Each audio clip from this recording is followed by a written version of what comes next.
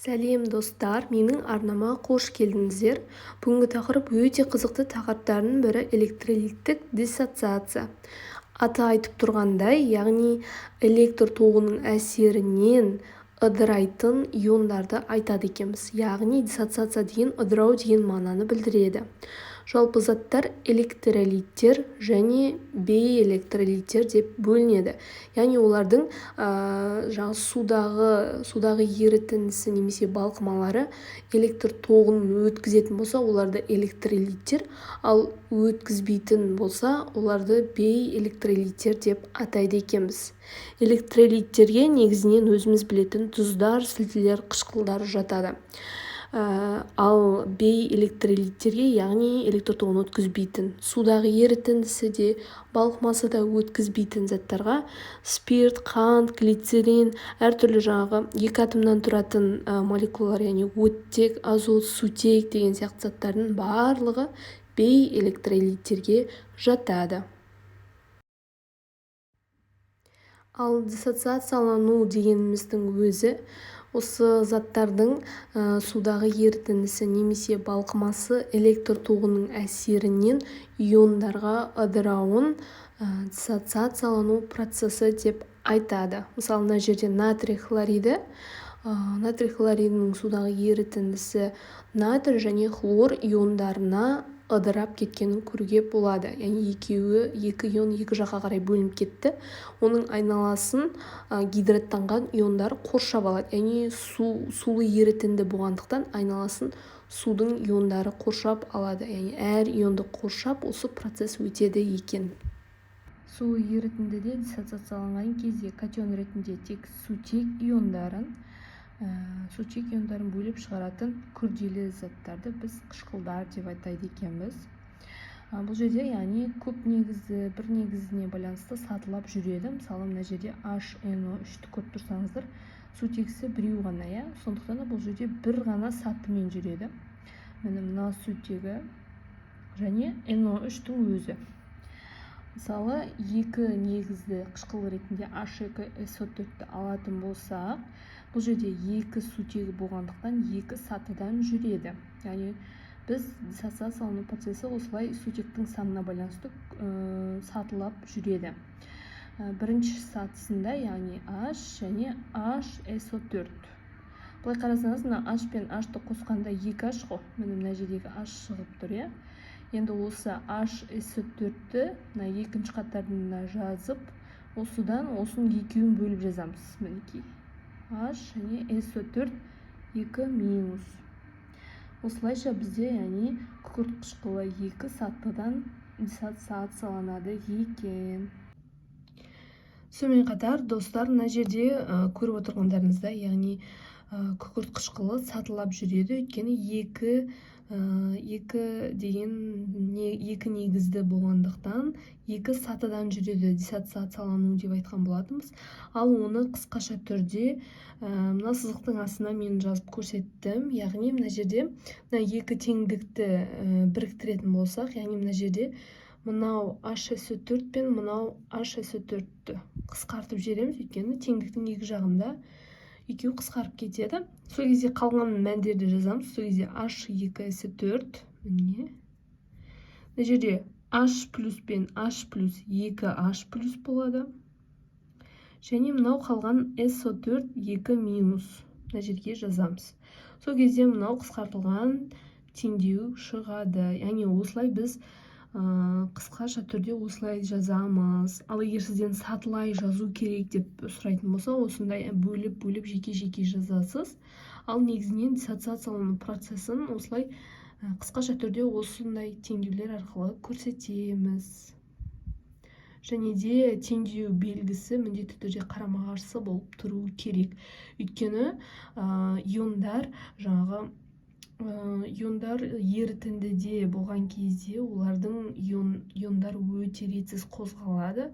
Олар бастапқы қалпына қайтып келуі мүмкін, немесе қайта ыдырап кетуі мүмкін. Мына жаққа қарап тұрған белгі ол диссоциацияны білдіреді, яғни ыдырауды білдіреді. Яғни мынандай иондарға ыдырап тұр.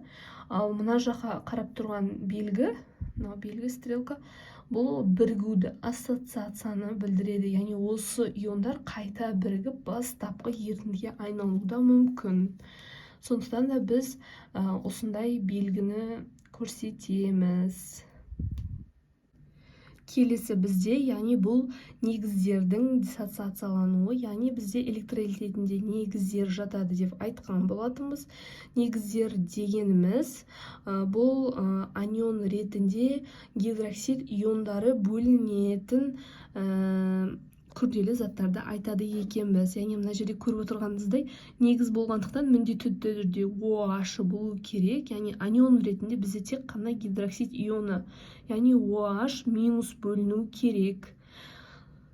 Яғни осы заттарды біз негіздер дейміз. Барлық негіздерде осылай процесс өтеді. Мысалы ретінде натрий OH, диссоциациялану, ыдырау белгісі, натрий катионына және OH, яғни гидроксид анионына ыдыраған.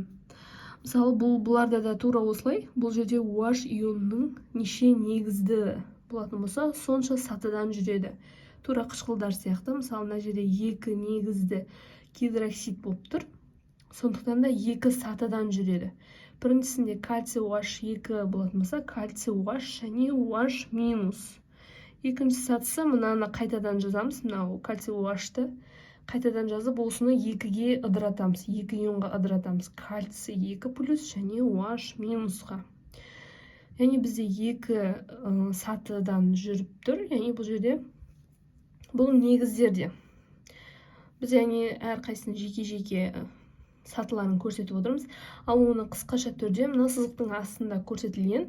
Яғни теңдіктің екі жағындағы кальций OH пен мынау кальций OH қысқарып кетеді. Сол кезде қалғандарын жазамыз. Кальций OH 2, міне. Кальций 2 плюс мұнда. Және мына жерде OH минус бізде 2. 2 қосылса бір-бірден 2 болады. Сондықтан да 2 OH минус болады екен.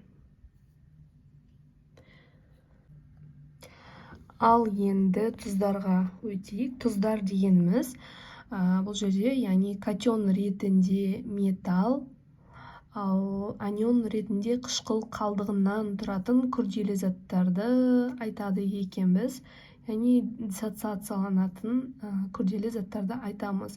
Бұл жерде ең бастысы, егер теңдік белгі болмайтын болса, қарапайым теңдеу болып қалады бізде. Бұның диссоциациялану процесі, яғни иондарға ыдырағанын біз осы теңдеу арқылы ғана біле алады екенбіз, яғни қарама-қарсы теңдеулері арқылы. Көріп отырғандарыңыздай, кез келген тұз берілсін. Мысалы, натрий 2 болатын болса да, натрий және S4-ге ыдырайды. Мынау 2 плюсті қайдан білем дейтін болсаңыз, мына жерде 2 бұл оның тотығу дәрежесі, кальций 2 тотығу дәрежесін көрсетіп тұр мына қосылыста. Ал хлор 1 тотығу дәрежесі. Міне мынау минус болып тұр. Ал мынау индекс әрқашан алдына коэффициент болып түседі екен. Егер осындай ион түріне жазатын болсақ, мынау астындағы индекс алдына міне коэффициент 2 болып түседі. Тексеру оңай ғой. Мысалы, мына жерде кальций 1, мына жерде кальций 1, мына жерде хлор 2, мына жақта хлор 2 тең болып тұр. Осыған да мән беру керек.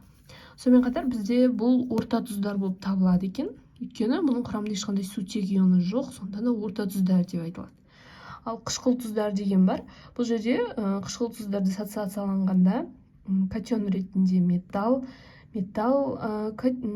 ионы, сутек ионы, ал анион ретінде қышқыл қалдығын бөле жүретін күрделі заттарды айтады екенбіз. Яғни калий H4 деген бұл қышқыл тұзға жатады.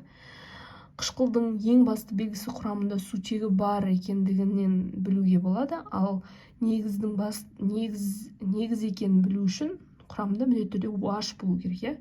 Сол сияқты мына жерде қышқыл тұздың міне қышқылдық қалдығы бар және сутек ионы бар екен. Қышқыл тұздың диссоциациялануы осылай жазылады.